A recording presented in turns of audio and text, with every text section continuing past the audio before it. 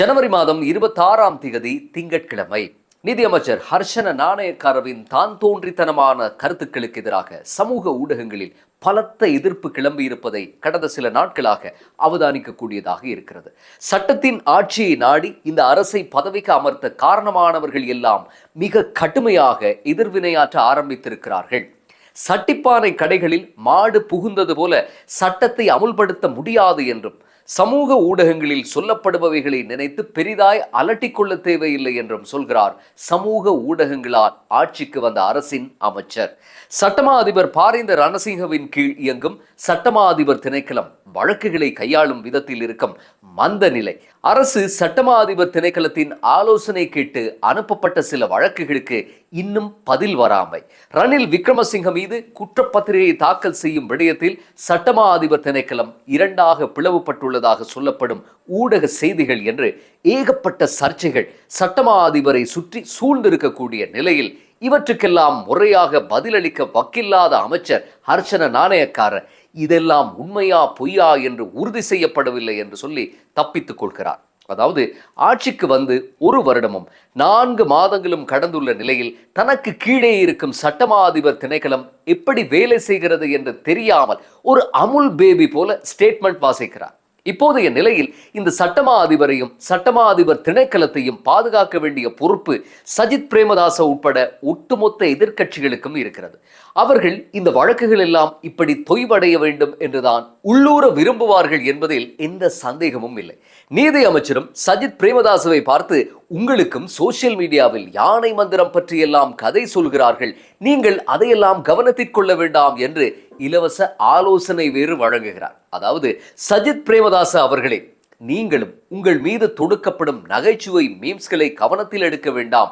அதே போல நானும் என் மீது சுமத்தப்பட்டிருக்கும் விமர்சன மூட்டைகளுக்கு பதில் சொல்ல மாட்டேன் என்பதுதான் இதன் அர்த்தம்.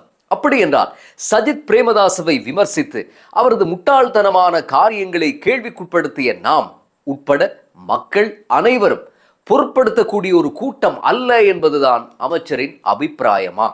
தான் சமூக வலைத்தளங்களால் அமைச்சராக நியமிக்கப்படவில்லை என்றும் தன்னை அமைச்சராக நியமித்தது ஜனாதிபதி தான் என்றும் சொல்கிறார் அமைச்சர்.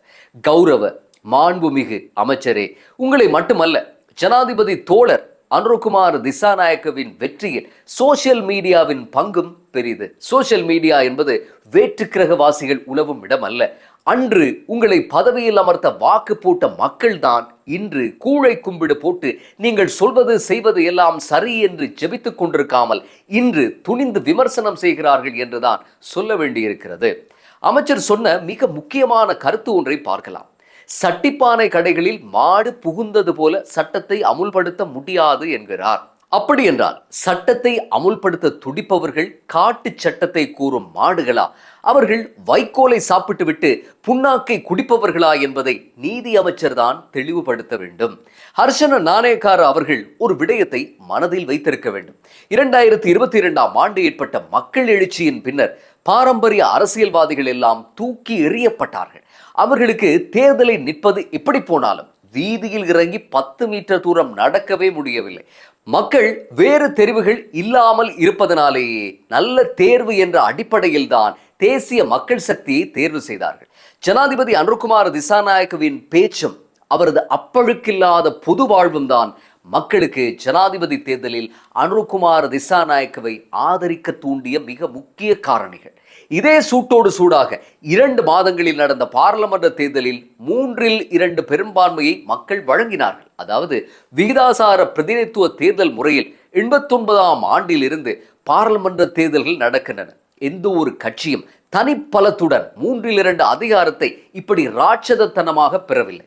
2010ஆம் ஆண்டு மஹிந்த ராஜபக்ச அரசின் பாராளுமன்ற தேர்தல் வெற்றியின் பின்னர் அமைந்த 3/2 பெரும்பான்மை கொண்ட அரசும் சரி, அதே போல 2020ஆம் ஆண்டு கோட்டாபய ராஜபக்ச அரசின் பாராளுமன்ற வெற்றியின் பின்னர் அமைந்த 3/2 பெரும்பான்மை கொண்ட அரசும் சரி, எதிர்கட்சிகளிலிருந்து உறுப்பினர்களை வாங்கி அமைக்கப்பட்ட ஒரு பிரமிட் போன்றதுதான். ஆனால் வரலாற்றில் முதல் தடவையாக தேசிய மக்கள் சக்தி மிக இலகுவாக 159 உறுப்பினர்களை பெற்றது. வடமாகாணத்தையும் முதலாக வென்று சாதனை படைத்தது அனுரகுமார் திசாநாயக்க தலைமையிலான அரசு. மக்கள் தாம் யாருக்கு வாக்களிக்கிறோம் அவர்களின் பட்டப்படிப்பு உண்மையானதா, உண்மையில் தேர்ச்சி பெற்ற ஆங்கில ஆசிரியர் தானா, முழங்காலுக்கு மேல் வெள்ளத்தை கணிக்கக்கூடியவரா என்று வாக்கு கேட்டு வந்திருப்பவர்களுடைய பின்னணியை பற்றி எந்த கரிசனையும் கொள்ளவில்லை. அவர்களுக்கு ஜனாதிபதி அனுர்குமார் திசாநாயக்க மீது அளப்பரிய மரியாதை இருந்தது. அவர்கள் அனுரவை ஒரு மாயாஜால வித்தைக்காரன் போல பார்த்தார்கள். அனுரவின் ஒவ்வொரு சொல்லையும் வேத வாக்காக நம்பினார்கள். இது எதையும் புரிந்து கொள்ளாத ஹர்ஷன நாணயக்கார மக்கள் ஏதோ தமது பராக்கிரமங்களை கண்டு வாக்களித்ததாக நினைத்து சமூக ஊடகங்கள் தம்மை தேர்வு செய்யவில்லை என்று அகம்பாவமாக கருத்து தெரிவிக்கிறார். தோர மோர மீன்கள் எப்போதும் தப்பிவிடுகின்றன, ஹால்மசோ போன்ற சிறிய ரக மீன்கள் தான் எப்போதும் பிடிபடுகின்றன என்று சிங்களத்தில் சொல்லுவார்கள். நாமல் ராஜபக்ச போன்றோரின் வழக்குகள் வருடத்துக்கு 2-3 தடவையே நீதிமன்றம் வருகிறது. கிறிஷ் கட்டிட கொடுக்கல் வாங்கல் வழக்கு நாமல் ராஜபக்ச நாளைய தினம் 26ஆம் தேதி ஆஜராக வேண்டிய நிலையில் அவர் இந்தியா சென்றிருக்கிறார். இனி அந்த வழக்கு இப்போது நடக்கும் என்று கடவுளுக்கு தான் வெளிச்சம். ஜோஷித்த ராஜபக்சவினுடைய சட்டபூர்வமற்ற சொத்துக்களுக்கு அவரின் டேசி பாட்டிக்கு கிடைத்த மாணிக்க கற்கள் தான் காரணம் என்று சொல்லப்பட்டது. இது தொடர்பான வழக்குக்கு இந்த கும்பல் வருவதும் பிறகு ஏதோ ஒரு காரணத்துக்காக மீண்டும் வழக்கு நடக்கும் திகதி பிற்போடப்படுவதுமாக பொழுது கழிகிறது. மஹிந்த ராஜபக்சவின் தலைமை பாதுகாப்பு அதிகாரி நெவில் வன்னியாராய்ச்சியின் வழக்கு ஜூன் 9ஆம் தேதி பிற்போடப்பட்டிருக்கிறது. அடுத்த தவணை டிசம்பர் வந்தால் இந்த வருடம் முடிந்துவிடும். இந்த வழக்குகளும் அதன் தாமதங்களும் இலங்கைக்கு புதுசு அல்ல. 15 வயதில் பாலியல் துஷ்பிரயோகம் செய்யப்பட்ட பெண் 20 வருடம் கழித்து தனக்கு நீதி வழங்கும் தீர்ப்பை காண கணவர் குழந்தைகளுடன் நீதிமன்ற படியேறும் நாடுதான் இது. இவை எல்லாவற்றையும் தெரிந்து கொண்டுதான் ஜனாதிபதி அனுர்குமார் திசாநாயக்க 7-8 வருடங்களாக சட்டமா அதிபர் திணைக்களத்தில் அசையா சொத்துக்கள் போல இருக்கக்கூடிய ஃபைல் கட்டுகளை பற்றி பேசினார். ஹர்ஷன நாணயக்கார நீதி அமைச்சரானதும் வழக்குகளை விரைவாக முடித்து வைக்க விசேட நீதிமன்றங்களை ஏற்படுத்த போவதாக சொன்னார். மேலும் சட்டமா அதிபர் திணைக்களத்திடம் இருக்கும் குற்றப்பத்திரிகை தாக்கல் செய்யும் அதிகாரத்தை அகற்றி சுயாதீன அலுவலகம் ஒன்றை அமைக்கப் போவதாக கூறினார். ஆனால் இது எதுவுமே நடந்ததாக தெரியவில்லை. நம்பி வாக்களித்த மக்களின் முகங்கள் மேல் கரி பூசுவது போலத்தான் அவர் சஜித் பிரேமதாசவுடன் சேர்ந்து ஒத்து ஊதிய பதிலும் அமைந்திருந்தது. இது அரசிடம் இருக்கும் மிக பெரும் பலவீனம் என்னவென்றால், தன்னை நம்பி வாக்களித்த மக்களின் அபிப்பிராயத்தை புறம் தள்ளிவிட்டு இவர்களாலேயே வங்குரோத்து எதிர்க்கட்சிகள் என்று நாமகரணம் சூட்டப்பட்ட எதிர்க்கட்சி உறுப்பினர்களின் அலறல்களை அதிகமாக கவனித்துக் கொள்வதுதான். கல்வி மறுசீரமைப்பு விடயத்திலும் நடந்தது இதுதான். இப்போது சட்டமா அதிபர் விடயத்தில் நடந்து கொண்டிருப்பதும் இதே போல ஒன்றுதான். சட்டமா அதிபர் மேல் கை வைக்க வேண்டாம் என்று அஜித் பி பிரேராவும் சஜித் பிரேமதாசவும் விமல் வீரவன்சவும் சம்பிக்க ரணவகவும் நாமல் ராஜபக்சவும் சொல்கிறார்கள். ஆனால் இந்த அரசை பதவியில் அமர்த்த பாடுபட்ட அடிமைத்தன சிந்தனை இல்லாத முற்போக்காளர்களும் பெருவாரியான மக்களும் சட்டமா அதிபர் தொடர்பாக ஏற்பட்டிருக்கும் விமர்சனங்களை கருத்தில் கொண்டு ஒரு காத்திரமான தீர்மானத்தை எடுக்குமாறு மிக கடுமையாக வலியுறுத்தி கொண்டிருக்கிறார்கள். ஆனால் அமைச்சரோ இந்த உரையாடல்கள் எல்லாம் ஏதோ தனக்கு சம்பந்தமில்லாத ஒரு தேசத்தில் நடந்து கொண்டிருப்பதாக நினைத்து உதாசீனமாக இருக்கிறார். அமைச்சர் ஹர்ஷன நாணயக்கார போன்றோருக்கு இந்த ஆட்சி நாளை மாறினாலும் வாழ்வதற்கு ஏராளமான வழிகள் இருக்கின்றன. பாரிந்த ரணசிங்கவுக்காக இன்று ஐக்கிய தேசிய கட்சி உட்பட எதிர்க்கட்சிகள் எல்லாம் ஓரணியில் சேர்ந்திருக்கின்றன. ஆக ஹர்ஷன நாணயக்காரவுக்கு நாளை ஆட்சி மாற்றம் நடந்தாலும் தப்பித்துக்கொள்ள வழிகள் இருக்கின்றன. ஆனால் பொதுமக்கள் தான் அடுப்பிலிருந்து சட்டிக்குள் விழப்போகிறார்கள். நிறைவேற்ற அதிகாரமுடைய ஜனாதிபதி பதவி 3/2 பெரும்பான்மையுடைய பாராளுமன்றம் என்று மக்கள் வரையறையற்ற ஆணையை வழங்கியது எல்லாம் முணங்காமல் சினுங்காமல் வேலை செய்து காண்பியுங்கள் என்ற கட்டளையோடுதான். ஆனால் என்னதான் வரையறையற்ற அதிகாரங்கள் வழங்கப்பட்டாலும் அரசு திணைக்களங்களில் இருக்கும் பெருச்சாளிகளும் ஊழல்வாதிகளும் அதுக்கு தடுப்பு சுவர் போல இருந்தால் அதிகார தேரை ஓட்ட முடியாமல் செல்லும். இதை சாட்டாக பயன்படுத்தி எதிர்க்கட்சிகள் கதறத் தொடங்கும். அப்போது எதிர்க்கட்சிகளினுடைய போலித்தனமான நீலி கண்ணீருக்கு செவி சாய்ப்பதா அல்லது மக்கள் ஆணைக்கு கட்டுப்படுவதா என்று அரசுதான் தீர்மானிக்க வேண்டும். மக்களுக்கு யாரை எப்படி நீக்க வேண்டும், யாருக்கு பதவி வழங்க வேண்டும் என்ற கதைகள் எல்லாம் அவசியமே இல்லை. எல்லாம் சட்டப்படிதான் செய்ய வேண்டும் என்று இப்போது சொல்லும் கதைகளை அப்போது தேர்தல் மேடைகளில் ஹர்ஷன நாணயக்கார போன்றோர் சொல்லவில்லை. மாறாக இதோ நாளையே சொர்க்கம் திறந்திருக்கிறது என்ற பாணியிலேயே தான் இவர்கள் பிரச்சாரம் செய்திருந்தார்கள். ஜனாதிபதி மேல் மக்கள் அளப்பரிய நம்பிக்கையை வைத்திருப்பதால் தான் இன்றும் மக்கள் பொறுமை காக்கிறார்கள். இது அரசு பொருளாதார ரீதியாக நாட்டை ஸ்திரப்படுத்துவதை விடவும் கடந்த ஆட்சிகளில் நாட்டை சூறையாடிய அவதாரங்களுக்கு தக்க தண்டனை கொடுக்கும் என்றும், அப்படி தண்டனை வழங்க இவர்களை விட்டால் வேறு ஆட்களே இல்லை என்றும் மக்கள் மனங்களில் ஆணித்தரமாக பதிந்திருந்தது. ஆனால் போகிற போக்கை பார்த்தால் அன்றைய நல்லாட்சியில் நீதி அமைச்சராக இருந்த விஜயதாச ராஜபக்ச போன்றோர் எப்படி பொதுமக்களினுடைய அபிப்பிராயத்தை சிறிதும் சட்டை செய்யாமல் இருந்துவிட்டு போனார்களோ அப்படியேதான் இன்றைய அமைச்சர் ஹர்ஷன நாணயக்காரவும் இருப்பதாக தோன்றுகிறது. இதனால்தான் அவரது கண்களை அதிகாரம் மறைக்க சமூக ஊடகங்களை சிறிதும் பொருட்படுத்தப் போவதில்லை என்று எகத்தாளமாக சொல்லுகிறார். ஹர்ஷனவுக்கு ஜேவிபியின் வரலாறு எந்த அளவுக்கு தெரியும் என்று தெரியவில்லை.